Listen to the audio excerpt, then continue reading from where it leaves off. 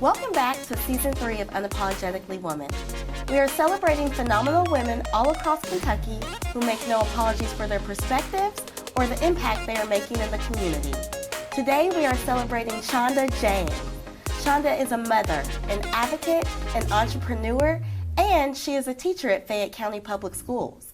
Unapologetically Woman, Shonda James, that's you. Welcome. Thank you so much. So tell us about where you're from and your upbringing. Yeah, so I grew up out on the east side, it's East End, out in the projects. Lived there for a good part of my life, and then we moved on to the Green Acres area.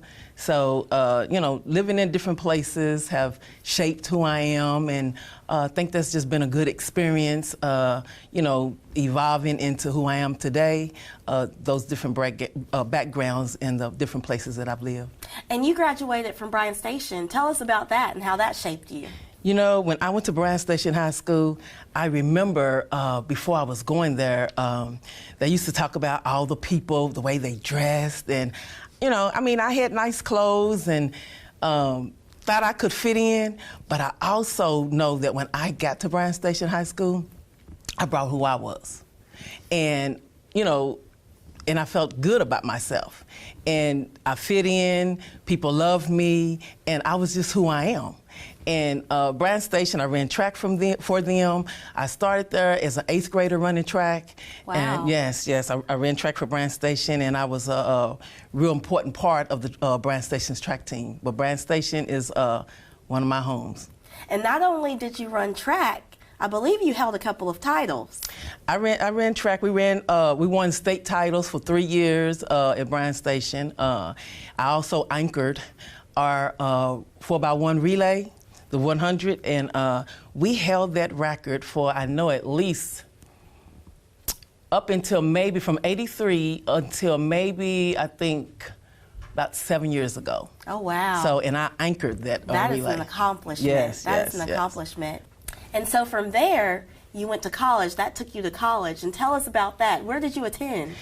I attended North Carolina A&T State University. Went there on a track scholarship. And I tell you, it was mind-blowing getting there because I was among a lot of people from, all over. Right. And it was people that looked like me. And, Bryan Station, it was almost predominantly black, but it was, mixed as well. But to be in a setting where it was mostly me, it was kind of mind-blowing. And then you had people coming from all walks of the United States. Mm-hmm. It was wonderful, but like I said, I ran track there again. I was the MVP track runner on the team. And I don't know, I think just the personality that I had, met a lot of friends, still connected with a lot of people. I go back to A&T every homecoming, and one of the things, I don't know if you know or have heard it, but North Carolina A&T, we call it the greatest homecoming on earth. Okay. And that means it is something everyone needs to experience in their lifetime. Tell us more about it. I mean, people, again, come from everywhere, all over the United States. One of the things that we do at our school, we give back. Mm-hmm. We support our school, and it has grown. So over the years, when I've gone back, like the whole campus, it looks brand new. Wow. It's not the A&T that I knew, but it is because we connect with all the people that you went to school. Right. We support our school. Yeah. Now, would you say it's a culture shock? Did you have any problems adjusting? And if so, what was the biggest adjustment? It wasn't a culture shock for me because I'm a people person. Right. So maybe for most people, probably if you've lived in a small town or something like that.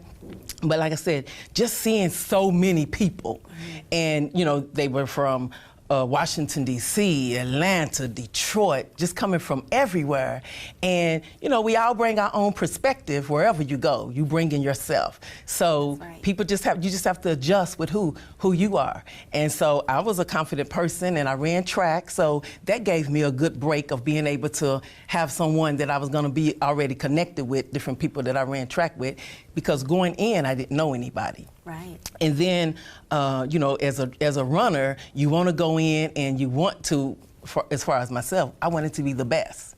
So, you know, I worked hard and it paid off. But yes, and North Carolina A&T is a phenomenal place. It is, and it was, and it still is today. That's awesome. Yeah. So after undergrad, you came back to Kentucky and you went to Georgetown College. So tell me how all of the experiences that you had at that HBCU, how did you bring that back and how did you adjust coming back to Kentucky from there?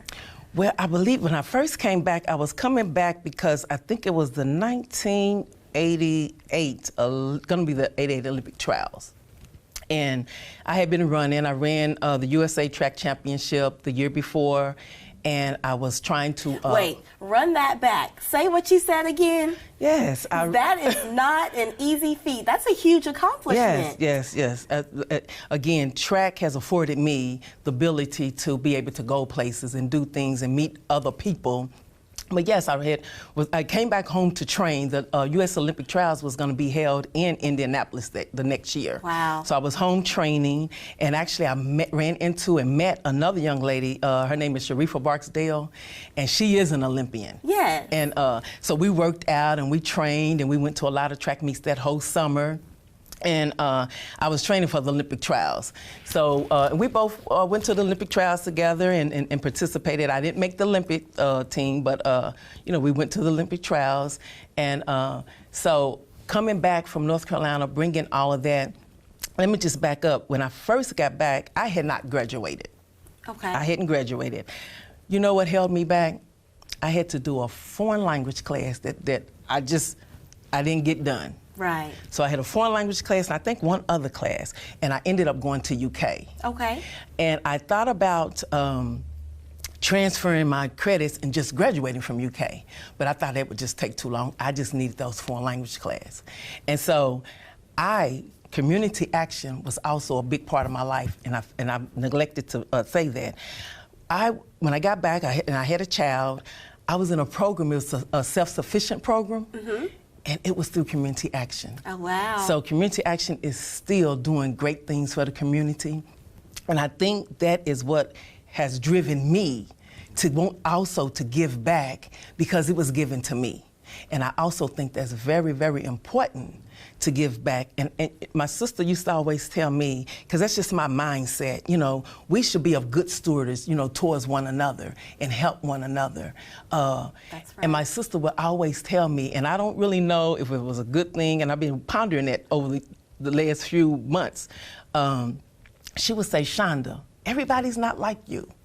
I don't know, I'm sure in my mind this seemed like a good thing because I feel like I'm a good person. So she would always just tell me that. So all of that, those experiences, sitting out, you know, coming back home, not going to school for a while, needing to finish that one last class that I think I set maybe a year or two off. Mm-hmm. And I got in that program with community action, that self-sufficiency. They helped me get back into school, and here I am today. And see, that's important to know, because a lot of people will look at you and say, wow, and think that, you know, there's just one straight path to do things. But your path can be curvy. You can take some pauses, some wrong turns, and, you know, end up where you need to be. And so I heard you say that you like to give, and I've noticed that a lot of things that you've done with charity has been very impactful to the community. Can you speak about a little bit more on the things that you do in the community? Well, some of the things I've done is, for a few years, I started a Christmas drive where I would get a few friends and we would do adopt-a families.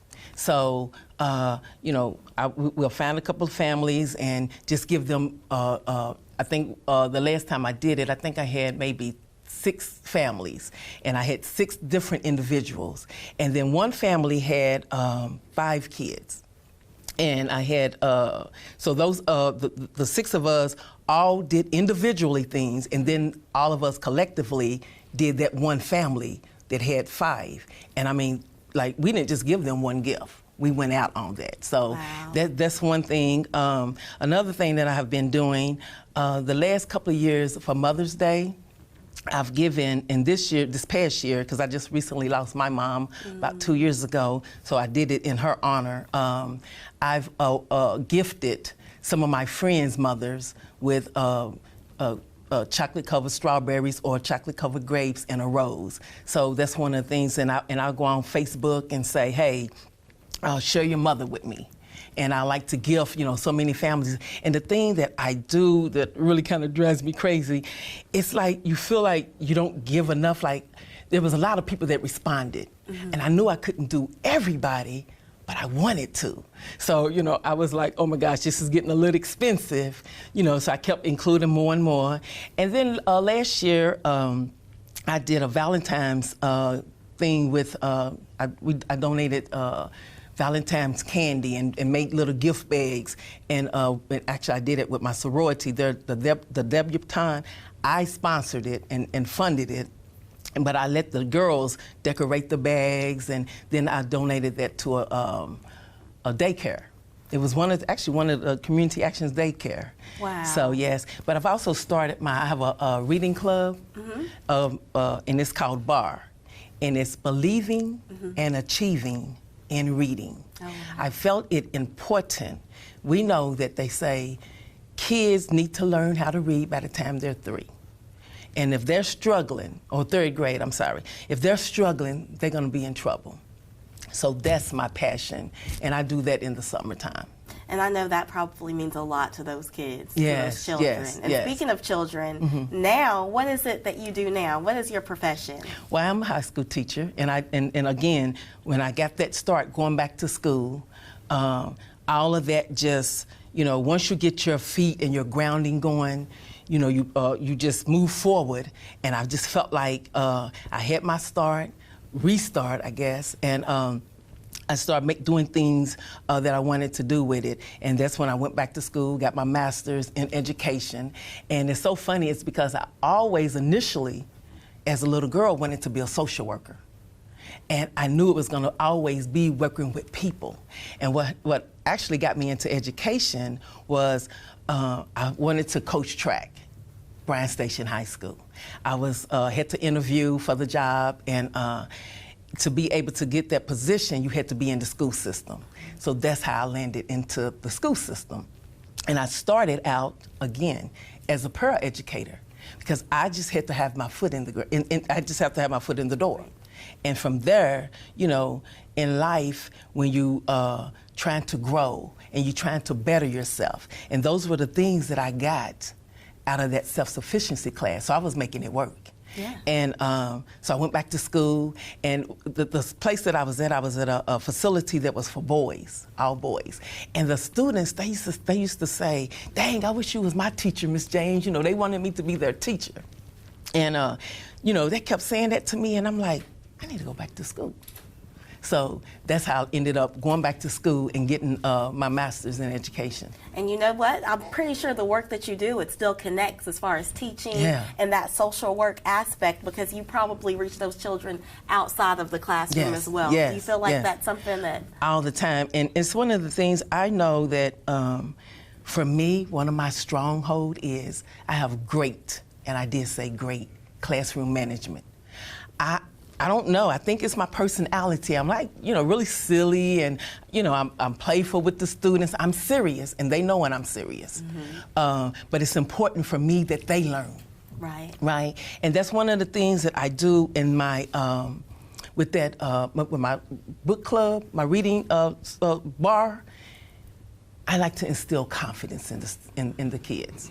And everybody that I bring in, I brought in a lot of different teachers and volunteers to come in and work with the students. But the thing that we're doing outside of just learning how to read is building their confidence, letting them know that this is a safe place, number one, and that, this is the place you're gonna learn where you can be in front of other people and not, now I'm a little nervous at times, but when we teach them young, they know how to grow up and start speaking. It's not so nerve-wracking.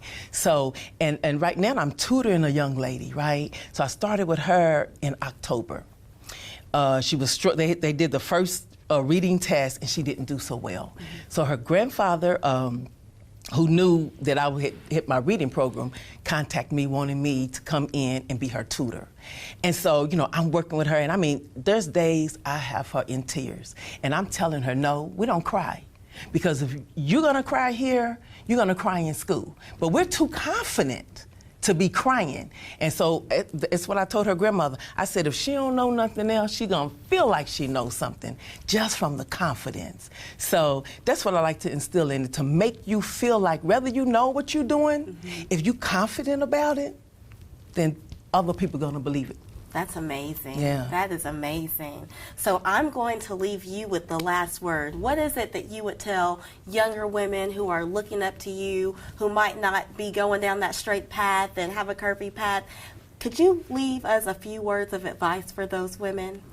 I like that thing where it says, it's not how you start, it's how you finish.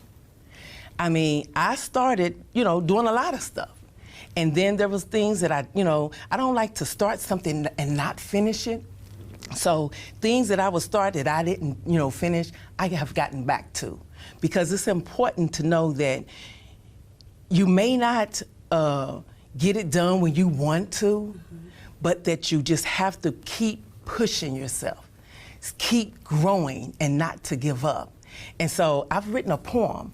I don't know if I hadn't said that, but I do poetry. And it's called, one of the poems I've written, it is dedicated to the black men, and it's pretty powerful. I've had that copywritten. And another one is called The Confident Woman. So I've actually performed these and used to do spoken word. So can I just leave with a little bit? I would love for you to do that. Let me see, Confident Woman. So, no matter young or old, step out in bold. Embrace who you are and make sure it shows. We gotta love one another, my sisters and our brothers. Now is the time to let your confidence shine. See, I love the skin I'm in, and I wouldn't have it any other way. Many wanna be like me. I don't care what you say. Oh, that's right. Be the woman every woman wanna be.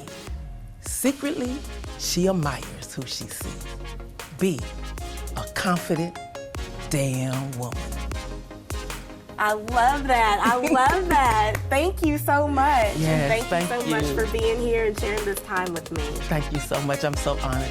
You heard it here first. It's not how you start, it's how you finish. Thank you for joining us for Season 3 of Unapologetically Woman. I'll talk to you soon.